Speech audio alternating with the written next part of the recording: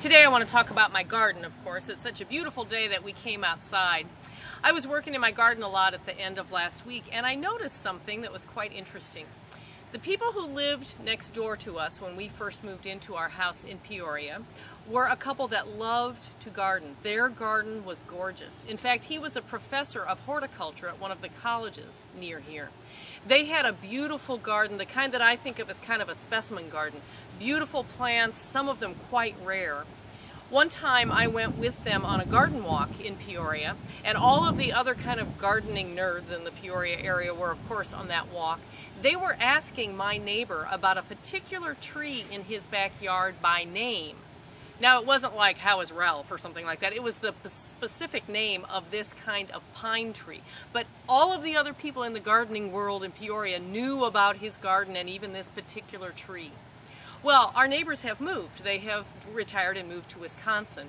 And they took a lot of their plants with them, including this tree that was so special to them. A young couple has moved into their house, and they are not as interested in gardening. So I noticed that as I was gardening this week, I was looking over kind of into their yard to see how things were going. I don't think the young couple has really touched the garden. There were weeds, there were things growing, there were things happening in that garden that would have never happened while the former neighbors were there. But it reminded me about how sometimes things happen in our churches. There might be something that you have loved for years in your church that you hope will always go on. It could be the way a certain room looks or some kind of program that you do that has been a part of your church's life forever, and you hope that it will always go on. But sometimes when new people join the church, younger people come along and all those things happen, those programs, those rooms, those things that you have loved begin to fade a little bit.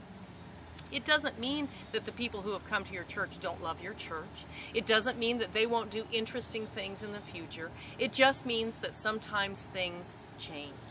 So as you begin this new program year in your church, think about that. There may be a few things in your church that need to be just kind of let go, as this garden next to mine has been let go a little bit. That couple enjoys that house. They're going to be married soon. They'll have wonderful years in that house together. It probably won't involve gardening the way it did for the former people who lived there, but they will enjoy that house just the same. The same thing will happen in your church. Some of the things that have been so important to you will fade, but it doesn't mean that the new people who are coming don't love your church and don't love the Lord, because through the ministry of your church, you will continue to reach out and bring hope in the name of Jesus Christ into new people's lives.